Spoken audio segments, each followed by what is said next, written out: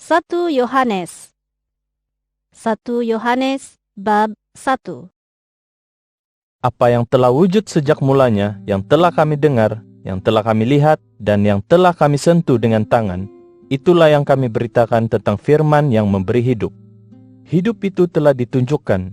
Kami telah melihat dan memberikan kesaksian, serta memberitahumu tentang hidup kekal bersama Bapa yang telah ditunjukkan kepada kami.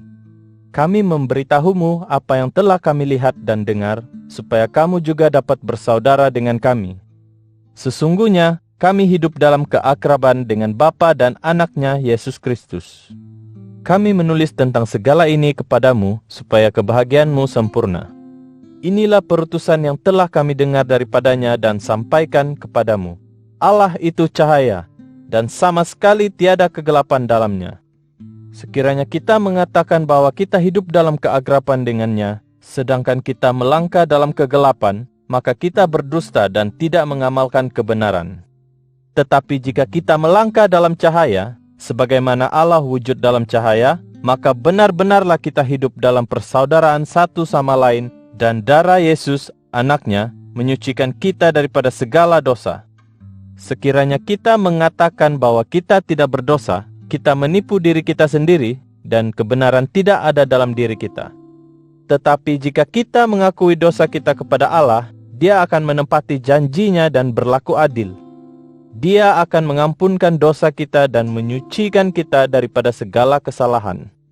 Namun sekiranya kita mengatakan bahwa kita tidak pernah berdosa, kita menuduh Allah itu pendusta dan firman-Nya tidak ada dalam diri kita.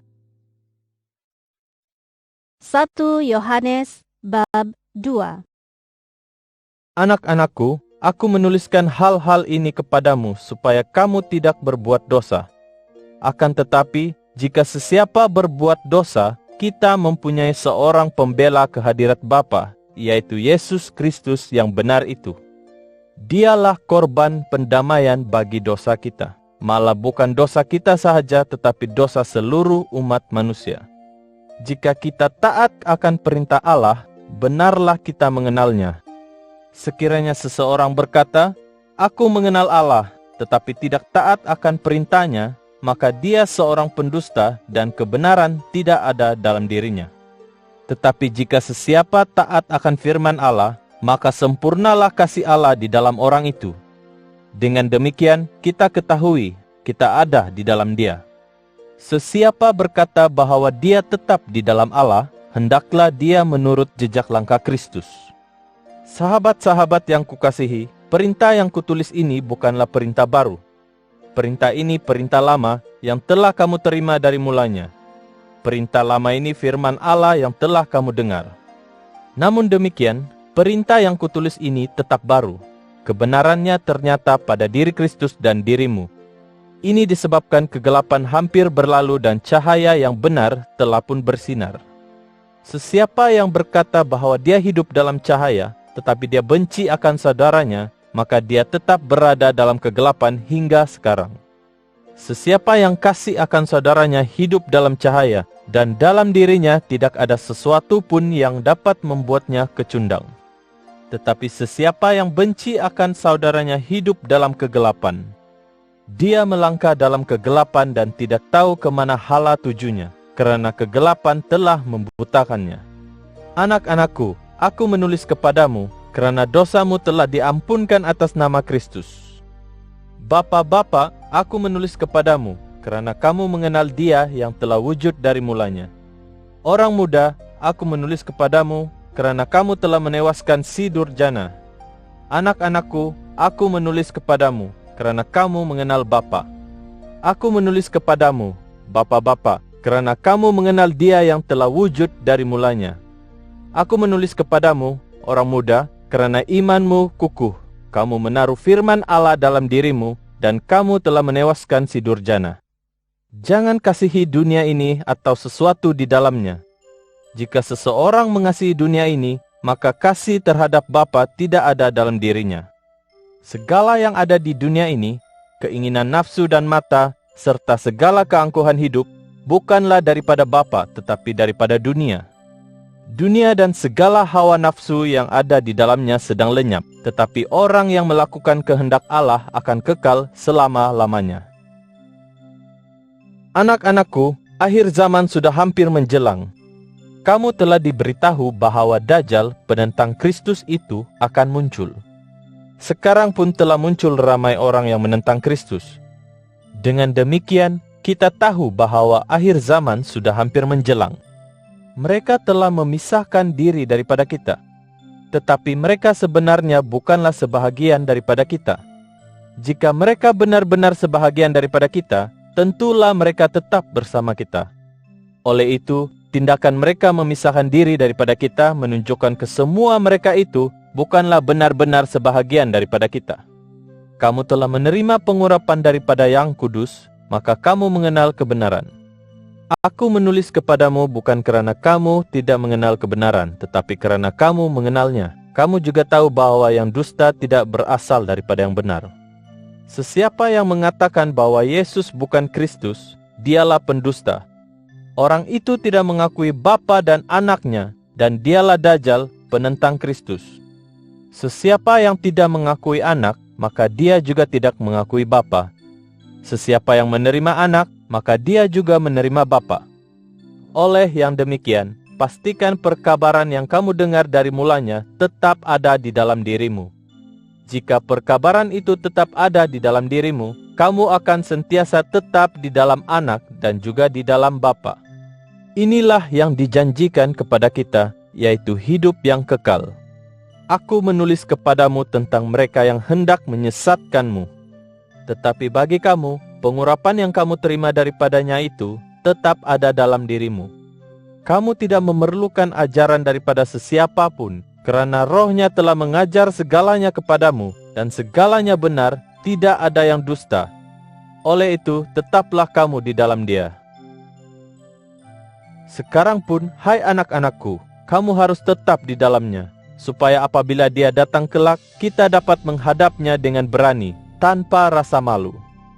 Jika kamu tahu bahwa Dia itu benar, maka kamu harus tahu bahwa orang yang melakukan apa yang benar lahir daripada Allah.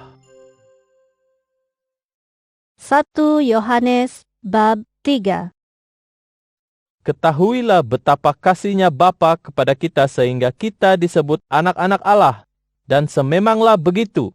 Sebabnya dunia ini tidak mengenal kita ialah kerana dunia ini tidak mengenal Allah.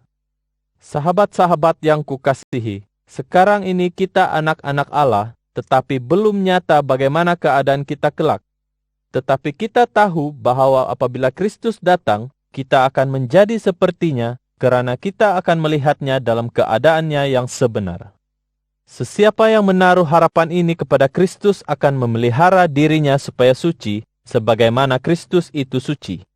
Sesiapa yang berbuat dosa, dia melakukan keleluasaan kerana dosa itu perbuatan keleluasaan. Kamu tahu bahwa Kristus dihantar untuk menghapuskan dosa umat manusia. Dalam dirinya tiada dosa. Oleh itu, sesiapa yang tetap di dalam Kristus tidak akan berbuat dosa berterusan. Sesiapa yang terus berbuat dosa belum melihat dan mengenal Dia. Anak-anakku, jangan biarkan sesiapa pun menyesatkanmu. Sesiapa yang melakukan apa yang benar adalah orang yang benar seperti Kristus. Orang yang terus berbuat dosa itu berasal daripada iblis, kerana dari mulanya lagi iblis telah berbuat dosa. Itulah sebabnya anak Allah datang untuk membinasakan pekerjaan iblis. Sesiapa yang lahir daripada Allah tidak akan berbuat dosa berterusan, kerana benih Allah ada dalam dirinya. Oleh sebab dia lahir daripada Allah, dia tidak mungkin berbuat dosa berterusan. Dengan demikian, nyatalah perbezaan antara anak-anak Allah dengan anak-anak iblis. Orang yang tidak melakukan apa yang benar bukanlah anak Allah. Demikian juga orang yang tidak mengasihi saudaranya. Kamu telah mendengar perkabaran ini dari mulanya. Kita harus kasih mengasihi. Janganlah kita bertindak seperti Kain yang asalnya daripada iblis dan membunuh adiknya sendiri. Mengapakah dia membunuh adiknya? Semata-mata kerana perbuatannya salah sedangkan perbuatan adiknya benar. Oleh itu, saudara-saudaraku, janganlah heran jika kamu dibenci oleh orang di dunia ini. kita tahu bahwa kita terus hidup dan tidak akan binasa karena kita mengasihi saudara-saudara kita. Sesiapa yang tidak mengasihi saudaranya akan tetap dikuasai oleh maut. Sesiapa yang benci akan saudaranya ialah pembunuh. Kamu tahu bahwa seorang pembunuh tidak mempunyai hidup yang kekal dalam dirinya. Dengan demikian, kita tahu bagaimana cara mengasihi seseorang. Yesus Kristus telah menyerahkan nyawanya untuk kita. Oleh itu, kita harus menyerahkan nyawa kita untuk saudara-saudara kita. Jika seorang yang berharta melihat saudaranya yang miskin memerlukan bantuan, tetapi tidak mahu menolongnya, bagaimanakah kasih Allah dapat hidup dalam dirinya? Anak-anakku, janganlah kasih kita di mulut sahaja. Kita hendaklah kasih mengasihi melalui perbuatan dan kebenaran yang sejati. Dengan demikian, kita tahu bahwa kita anak-anak Allah yang benar dan hati kita tetap damai di hadirat Allah. Sekiranya hati nurani kita menyalahkan kita. Sebabnya kita tahu bahwa Allah lebih besar daripada hati kita dan Allah Maha mengetahui. Oleh yang demikian, saudara-saudara yang kukasihi, jika hati nurani kita tidak menyalahkan kita, kita dapat menghadap Allah dengan tetap hati. Kita menerima apa yang kita minta daripadanya, karena kita taat akan perintahnya dan melakukan apa yang diredainya. Perintahnya adalah, kita harus percaya akan nama anaknya, Yesus Kristus, dan kasih mengasihi seperti suruhan Kristus. Sesiapa yang taat akan perintahnya tetap ada di dalam Allah dan Allah ada di dalamnya. Kita tahu bahwa Allah tetap ada di dalam kita karena Dia telah mengurniakan Roh-Nya kepada kita. 1 Yohanes bab 4. Saudara-saudara yang kukasihi, jangan percayai setiap roh. Sebaliknya ujilah setiap roh itu, sama ada datang daripada Allah, karena terdapat ramai penipu telah menjelajah ke seluruh dunia. Untuk memastikan sama ada roh itu roh Allah, inilah caranya. Jika roh itu mengakui bahwa Yesus Kristus telah datang ke dunia sebagai manusia, maka roh itu datang daripada Allah. Tetapi jika roh itu menolak hakikat tentang Yesus ini, nyatalah roh itu bukan daripada Allah, tetapi daripada Dajjal, penentang Kristus. Kamu sudah mendengar bahwa roh itu akan muncul. Sekarang roh itu sudah pun ada di dunia ini. Namun demikian, anak-anakku, kamu milik Allah. Kamu telah menewaskan nabi-nabi palsu itu, karena roh yang ada padamu lebih berkuasa daripada roh yang ada di dalam dunia. Nabi-nabi palsu itu berkata tentang hal ehwal daripada pandangan dunia, dan orang dunia ini mendengar kata-kata mereka karena mereka milik dunia ini. Tetapi kita milik Allah. Sesiapa yang mengenal Allah mendengar kata-kata kita, dan sesiapa yang bukan milik Allah tidaklah mahu mendengar kata-kata kita. Demikianlah caranya kita mengenal pasti roh yang membawa kebenaran dan roh yang menyesatkan. Saudara-saudara yang kukasihi, marilah kita kasih mengasihi karena kasih itu datang daripada Allah. Sesiapa yang kasih mengasihi lahir daripada Allah dan mereka mengenal Allah. Sesiapa yang tidak mengasihi sesama manusia tidak mengenal Allah karena Allah itu kasih. Begitu kasihnya Allah kepada kita, sehingga Dia menghantar anaknya yang tunggal ke dunia supaya melaluinya kita mendapat hidup yang kekal. Demikianlah kasih. Bukannya kita mengasihi Allah tetapi Allah mengasihi kita lalu menghantar anaknya sebagai korban pendamaian bagi dosa kita. Saudara-saudara yang kukasihi, Allah amat mengasihi kita, maka haruslah kita kasih mengasihi.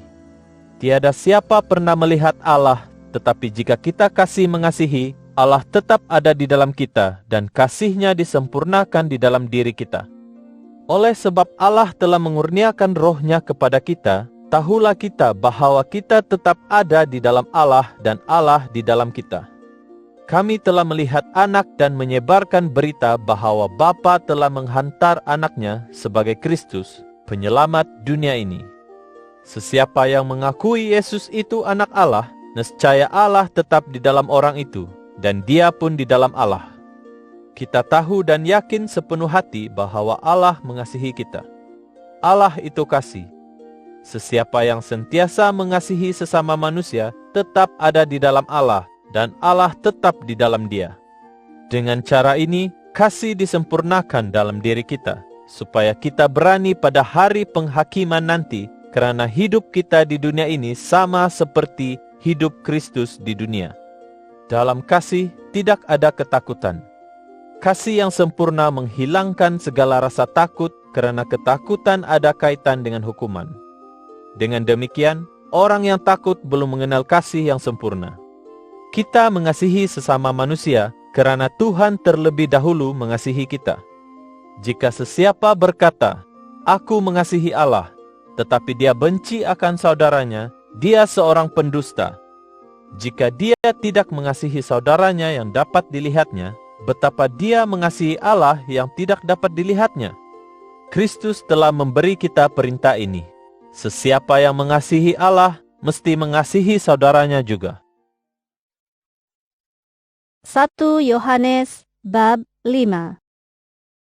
Sesiapa percaya bahwa Yesus ialah Kristus, maka orang itu lahir daripada Allah. Sesiapa mengasihi Bapa mengasihi anaknya juga. Dengan demikianlah kita tahu bahwa kita mengasihi anak-anak Allah apabila kita mengasihi Allah dan mentaati perintahnya. Jika kita mengasihi Allah, maka kita taat akan perintah Allah. Tidak sukar bagi kita untuk taat akan perintahnya. Karena sesiapa yang lahir daripada Allah menewaskan dunia. Inilah kemenangan yang mengalahkan dunia, yaitu iman kita. Siapakah yang dapat menewaskan dunia? Hanya orang yang percaya bahwa Yesus anak Allah. Yesus Kristus telah datang ke dunia dengan air dan darah. Dia datang bukan dengan air sahaja, tetapi dengan air dan darah. Roh itulah yang bersaksi, karena Roh ialah kebenaran. Ada 3 yang memberikan kesaksian: Roh Kudus, air, dan darah. Ketiga-tiganya memberikan kesaksian yang sama. Jika kita percaya akan kesaksian manusia, maka kesaksian Allah lebih kuat lagi, karena inilah kesaksian yang diberikan Allah tentang anaknya. Oleh yang demikian, sesiapa yang percaya kepada anak Allah menyimpan kesaksian itu dalam dirinya. Sebaliknya, sesiapa yang tidak percaya kepada Allah, maka dia menuduh Allah itu pendusta, karena dia tidak percaya akan kesaksiannya tentang anaknya. Kesaksian itu ialah, Allah memberi kita hidup yang kekal, dan hidup ini ada di dalam anaknya. Sesiapa yang memperoleh anak itu, memperoleh hidup itu. Dan sesiapa yang tidak memperoleh anak Allah, tidak memperoleh hidup itu. Aku menulis surat ini kepada kamu yang percaya kepada nama anak Allah, agar kamu mengetahui bahwa kamu memperoleh hidup yang kekal.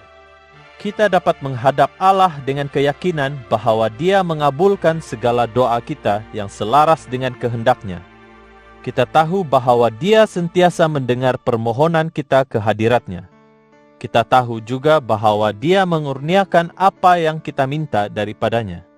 Sekiranya kamu melihat saudara seimanmu melakukan dosa, dan dosa itu tidaklah mengakibatkan kematian, berdoalah semoga Allah memberinya hidup. Tetapi ada dosa yang mengakibatkan kematian. Aku tidak mengatakan bahwa dia harus berdoa tentang hal itu. Setiap perbuatan salah itu dosa, tetapi sesetengah dosa tidaklah mengakibatkan kematian. Kita tahu bahwa sesiapa yang lahir daripada Allah tidak melakukan dosa berterusan. Dia yang datang daripada Allah melindungi dirinya, lantas iblis tidak berupaya menyesatkannya. Kita tahu bahwa kita milik Allah, walaupun dunia diperintah oleh iblis. Kita tahu bahwa anak Allah telah datang dan memberi kita pengertian, supaya kita mengenal Dia yang benar. Kita ada di dalam Dia yang benar, bahkan di dalam anaknya, Yesus Kristus. Inilah Allah yang benar dan hidup yang kekal. Anak-anakku, jauhkanlah dirimu daripada berhala.